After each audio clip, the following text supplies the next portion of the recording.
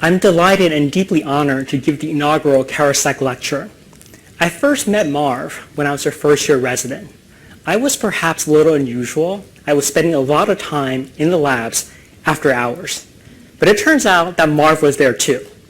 And even though he was a senior faculty member and I was just a first-year resident, he was curious about what I was doing. And he asked, and pretty soon we actually embarked on a collaboration and he had me do an experiment for him. This began a lifelong relationship of learning and mentorship. So today I'm really honored to extend Marv's legacy and to speak to you today about our research. I'll be talking to you about decoding the personal genome, which is a topic that I believe has really important implications for cancer, for aging, and also for therapeutic development. What I'm going to talk to you about today is the topic of epigenetics. The word means above genetics, and that is a really, really hot topic. Time magazine put it on its cover with the title, Why Your DNA is Not Your Destiny. Now, in every cell of your body, you have the exact same genes, yet your skin is not the same as your brain, nor is it the same as your heart. Each of these cells are making choices about which genes turn on and off. And those choices reflect the action of epigenetics. So this is an area of investigation that just now we can now start to directly measure these epigenetic actions. We know that these gene choices reflect both what you're born with, nature, but also your experience, that is nurture. And so for that reason, it's directly relevant to clinical science and to clinical care.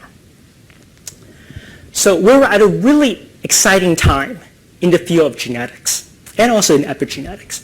So these different fields go through these phases of discovery, detection, and decoding. From the initial understanding of a particular concept or phenomenon to actually a tool for studying it, and finally a way to systematically scale up and decode that information. So this happened in the field of genetics. On the left you see the panel of Watson and Crick with the first structure of DNA. The first method of sequencing just a little stretch of DNA happened in the late 70s. And only in the year 2000 do we have a first complete genome. And then that process has sped up very rapidly over the last, I would say, decade. So now there are lots of personal genomes. A similar stepwise process is also happening in the field of epigenetics. The first chemical mark associated with these kind of gene choices, activation or silence, was discovered in the 50s. The first method to measure this in just one single gene was developed in the late 80s. And then in 2013, a technology invented right here at Stanford in our labs really sped up and led to the systematic decoding of this kind of information. So let's zoom in a little bit more and talk about this kind of genetic information. If we talk about genes, these are instructions for making basically proteins that decide the color of your hair or kind of the function of your muscle and so forth.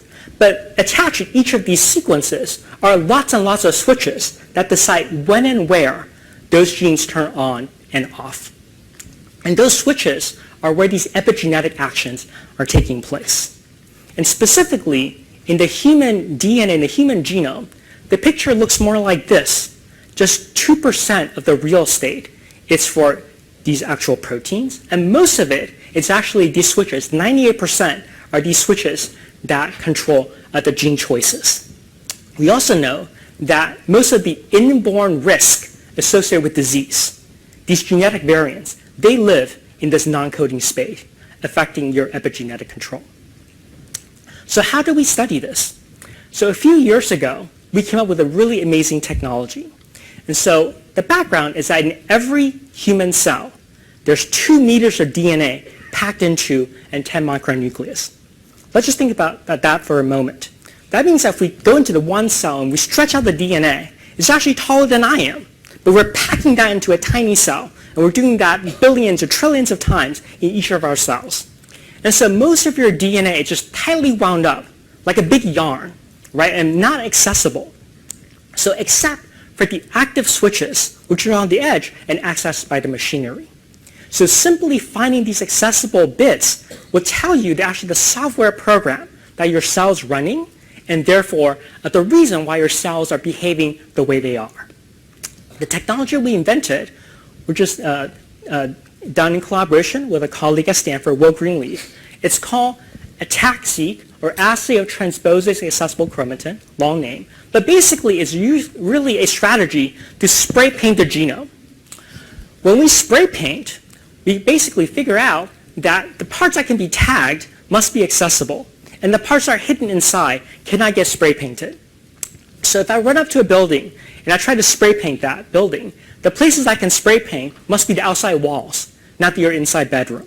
And so by the same analogy, simply by tagging these regions of the genome, we can find out the software layer underlying cell activity.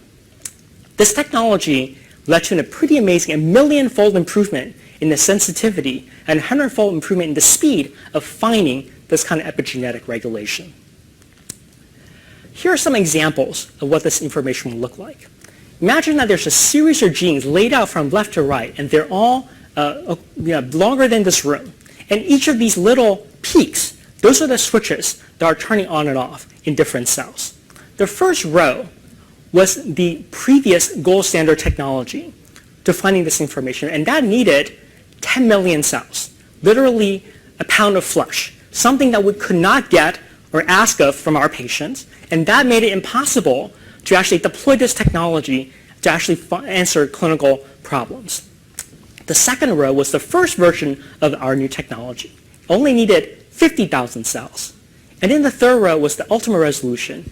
In the last few years, we now pushed it to single cell analysis. This is several hundred single cells. You can see the pattern looks exactly the same. But now when we zoom in, you can see that every row there is one cell. We can actually see individual DNA elements blinking on and off across those 254 cells.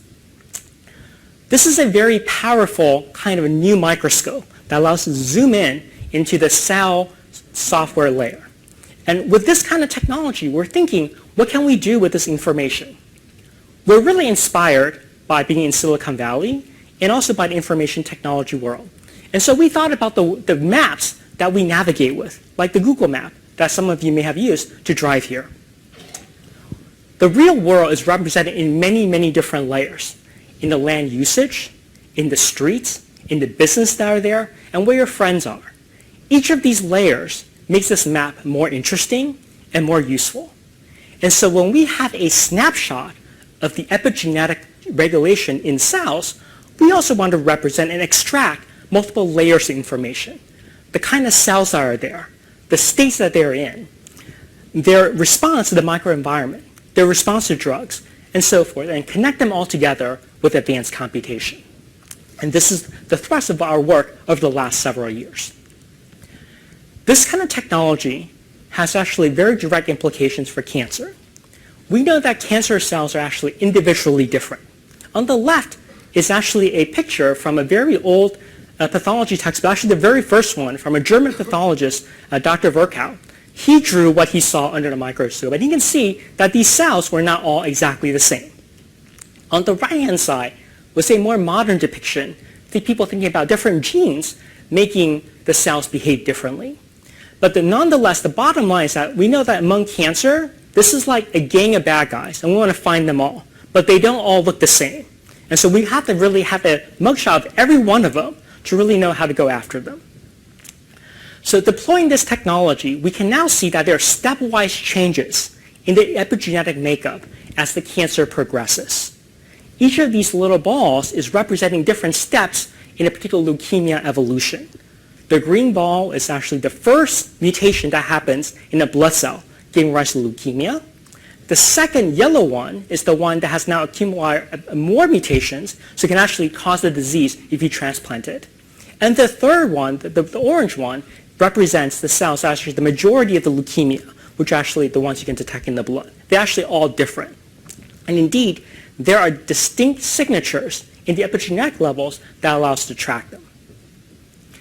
This kind of information also has a very direct relevance for cancer treatment, particularly this kind of cancer called cutaneous T-cell lymphoma, CTCL, which is a disease that we diagnose and treat here. you can see that this is a disease, a cancer that goes to the skin. And you can see this patient is not doing well. There's a lot of issues. Now, this kind of disease is actually treated by a drug that targets the DNA. And so this appears, of course, is very relevant here. The problem is that even though we place many of these patients on this drug, only about 20% of the patients respond. And we only find out months and months later. Okay? We have no idea who is going to respond and who will not. And part of the problem is that because we could not look into their DNA to see what is happening. Now, if we step back for a moment and think about this, if I tell you that we're going to treat hypertension, but we're not going to measure blood pressure, you would think that is a ridiculous proposition. But yet, we're trying to treat cancer by targeting DNA without ever taking a look at what we're doing. So that, once we developed this technology, one of the first things I did was to initiate collaboration with our wonderful colleague, Dr. Yun Kim, who's an expert in lymphoma biology. We initiated a strategy to deploy this technology directly into patients that are being seen at Stanford. And we quickly discovered that, in fact, there was a very important and very simple metric for whether the patients are responding or not. If their DNA opened up, became more accessible to the drug, they're eventually going to have a therapeutic benefit. And if they do not, basically nothing's going to happen. You should really move on to the next strategy. This was the first epigenetic drug predictor for cancer. And I think the special environment at Stanford, the technology and the clinical enterprise made it possible. I think the most exciting prospect for epigenetics is that it can actually change the outcome going into the future. So this is a different analogy to think about this problem. If we think about the epigenetics as a lens through which information is projected, when you're young, this picture, this template, which might be your DNA, your genome, is projected through this clear lens, and you have this beautiful projection. With disease or with aging, we have corruption both of the template, of the picture, and also the lens becomes blurry. So the information is now not so clear. Now, with the epigenetic correction, you can imagine that not only can you actually make the lens clear, we can actually make it a corrective, like glasses with prescription, to actually restore the image. Even though the template is a little bit blurry or broken, we can still try to restore the projection of the original information in the faithful manner. This has some direct application to the concept of aging. This picture depicts 3 organ systems that change with age in an experimental model in a mouse, but also happens in the human. You can see that the muscle cells, the fibers become degenerating, the skin becomes much thinner, and the blood, the different cell types basically take over, reflecting a change in how those stem cells behave with time. But we now know that there are ways we can actually change this trajectory of aging. Okay? There are some somewhat barbaric ways. For example, we know that if we connect a young and an old mouse together, so their circulation basically share, basically it's like almost like being a vampire, you share somebody's young blood, we can make those old muscles young again. Another way that is known to work well is something called caloric restriction. So you have to be on a near starvation diet. Your body kicks in a response. And then that can also make your other main organ systems kind of rejuvenate. But we have to understand that the ultimate action of all these interventions is at the level of genes. And so several years ago, we figured out that in fact there's an active process in cells getting old. And that depends on a factor that drives that gene expression program. In your skin, your cells are born every 28 days, even in an elderly individual. And so those newly born cells are acting old because of an active program, a factor called NF-kappa B. If we turn NF-kappa B off, even in an old individual, the skin will go back to behaving young as a default. So this is a pretty interesting observation, but there's a caveat I have to tell you. And that is that you have to keep the NF-kappa B blocked. Otherwise, if you stop it, the skin will go back to being old again. Okay, so what gives permanence to epigenetic information? So how many of you here can guess the sex of this calico cat? Is this a boy or a girl? Girl. Okay, I'm hearing a lot of girls. Okay, you're absolutely right. You guys must have read the answer somewhere, because all calico cats are female. And these patches of color on the skin reflect a very powerful epigenetic process that comes from having two X chromosomes. So I'll explain. So in mammals and people, men have an X and a Y chromosome, and women have two X chromosomes. So the X chromosome is that big and the Y chromosome is tiny. Sorry, guys. To make the gene expression output from this second X equivalent to this tiny Y, one of the X chromosomes in women is shut down. And this is done by a long non-coding RNA that's made from that inactive X chromosome. It somehow coats the chromosome, shown in the picture there, and then shuts it down basically forever in the life of that cell and also in the life of all of its daughter cells and all the future progenies. That is a very powerful difference. Yet there are actually a small number of genes that can escape this kind of X chromosome silencing, and that creates a fundamental difference between men and women that affects really all kinds of biology and disease states. This long non-coding RNA is actually really a powerful force because you can see here that in this picture, these tick marks on the bottom shows the active switches I was telling you about. Using this method, I introduced ATAC-seq. The active chromosome, the XA, has lots of tick marks, and the inactive chromosome has a lot fewer tick marks. And in fact, in the picture in the top, you can see that where the RNA shown in the red is located, there's a black hole for where the accessible sites are, which is shown in green. So this RNA basically expels these switches from being acting and then basically coalesce into a nuclear body for permanent silencing. This long non-coding RNA is really an example, one of the first of a revolution that's I would say in genetics. From the singular example of this RNA in the 1980s exists, we at Stanford and others have discovered really a whole plethora of such long non-coding RNAs in the human genome. And they span from RNAs that act as guides, as switches, or as decoys to turn genes on and off. And so now we know that there are over 60,000 of these long RNAs, 3 times the number of protein coding genes, and that's a really active area of investigation. In the field of cancer, we now know that there are specific RNAs that are really important for every aspect of basically the bad behaviors that drive cancer, including cell division, immortality, their ability to attract blood vessels, and also eventually to metastasize and cause a death. So in summary, I want to leave you this picture by M.C. Escher, 2 hands drawing each other out of this blank slate.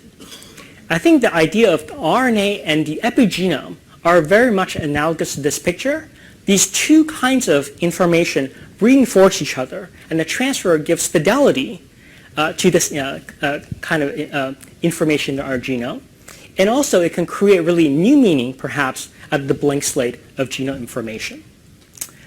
I would very much thank you for your attention, and I would like to acknowledge many talented lab members who contributed over the years.